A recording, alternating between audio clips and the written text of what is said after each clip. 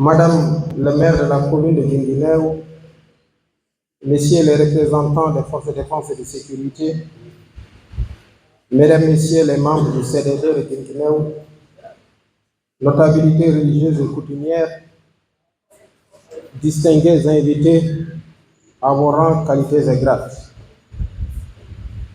Si la République est symbole, l'administration se caractérise par la tradition. Celle qui nous réunit aujourd'hui est bien ancrée dans le vécu de l'administration territoriale. Il s'agit de procéder à l'installation d'un nouveau préfet, précisément celui de Guinguinéo. Empreinte de solennité, la cérémonie est marquée par une certaine émotion. En effet, en consacrant la prise de fonction d'un nouveau préfet, nous disons également au revoir à son prédécesseur. Aussi, le sentiment qui anime les populations de Guinguinéo est double et ambivalent.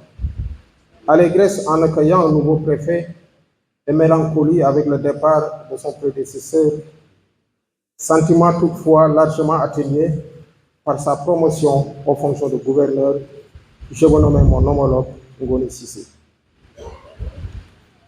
En évoquant le nom de votre prédécesseur, Madame le préfet entrant, vous mesurez le poids du legs pour dire le défi qui vous attend. En effet, entraîner le grade de gouverneur n'est point un simple destin, même si on peut l'exclure, mais témoigne surtout d'un ensemble de qualités professionnelles. Madame le préfet sortant, que le fruit porte la promesse des fleurs, là où vous êtes, au niveau donc de la région de Fatick. Madame la préfète entrant, vous prenez fonction dans un contexte de mutation profonde et rapide.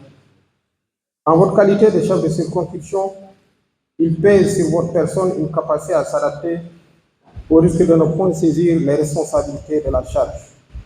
À ce propos, vous n'aurez pas l'excuse du nouveau promu, encore moins celui du genre. Le contexte est celui de la mise en œuvre du nouveau référentiel de politique publique à travers le projet de transformation systémique. Dans ce cadre, il est attendu de l'organisation de l'administration territoriale d'État à l'échelon départemental qu'elle soit mieux adaptée aux attentes des citoyens avec un dialogue efficace avec les élus locaux.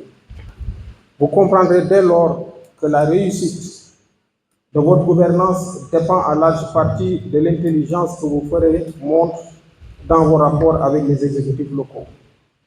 C'est parce que l'administration territoriale, dans sa vie, prend appui sur les deux techniques de la déconcentration et de la décentralisation.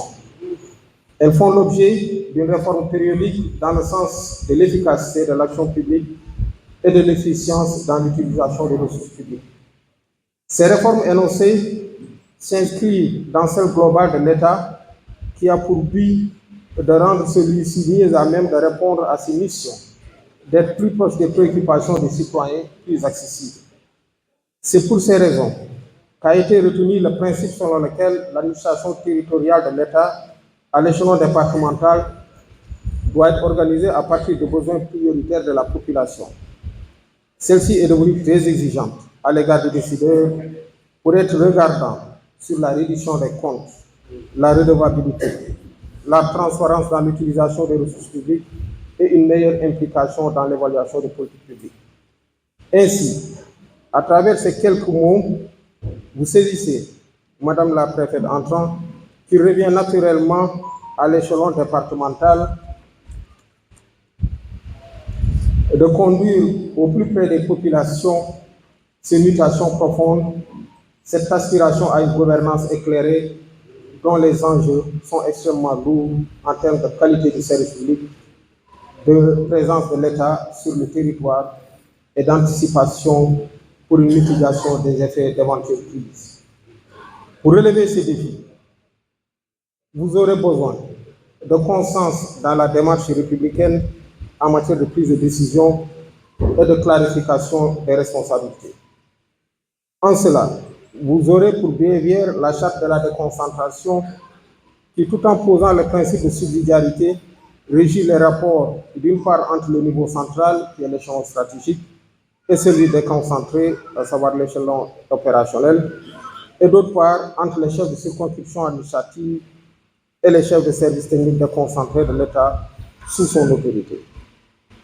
Mesdames, Messieurs, des lignes qui précèdent, il ressort le rôle éminemment sensible du préfet qui, en sus de ses capacités générales, aura à se distinguer dans des domaines où la prééminence telle que la sécurité, l'ordre public, la réponse aux crises et la gestion de la matière électorale sont des réalités quotidiennes. Il devra également avoir pour constance aussi d'être l'interlocuteur privilégié des élus territoriaux, même si, dans sa posture de représentant de l'État, il ne va pas abuser du contrôle négocié qui, à long terme, risque de vider de sa substance le contrôle de l'égalité et budgétaire. Ainsi, vos missions tiennent à la représentation, à la permanence de l'État, à l'exercice de fonctions régaliennes tenant compte du respect des lois, du pilotage et de la coordination des services déconcentrés, de l'exercice des prérogatives de puissance publique. Et de toutes ces qualités et responsabilités du préfet, je vous sais capable d'être à la hauteur pour vos qualités de rigueur, de détermination, ainsi que les prérequis qui sont les vôtres au regard de votre CV. En effet, Madame Mariam Kouyan, épouse Kouyaté, est titulaire d'une maîtrise en sciences juridiques à l'université de Gaston Berger de Saint-Louis, également d'un diplôme d'études approfondies, toujours au niveau de cette institution universitaire. Elle a réussi donc au concours de l'ENA et après avoir rejoint l'administration territoriale, elle a servi au niveau donc des différents échelons suivants. De mai 2019 à janvier 2020, elle fut adjointe au préfet du département de Rufisque. De janvier 2020 à juin 2022, adjointe au gouverneur de la région de Diourbel, chargé de développement. De juin 2022 à novembre 2023, adjointe au gouverneur de la région de Kolda, chargé de développement. De novembre 2023 à septembre 2024, adjointe au gouverneur de la région de Kolda, chargé toujours des affaires administratives. Et depuis le 18 septembre 2024, elle a été promue aux fonctions donc du département de Guinguinéo. Madame le préfet, veuillez vous lever.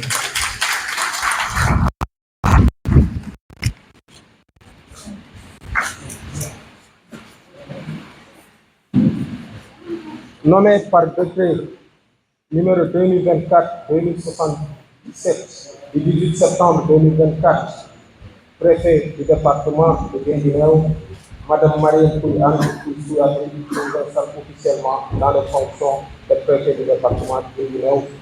Les voeux de succès et de réussite vous accompagnent. Merci.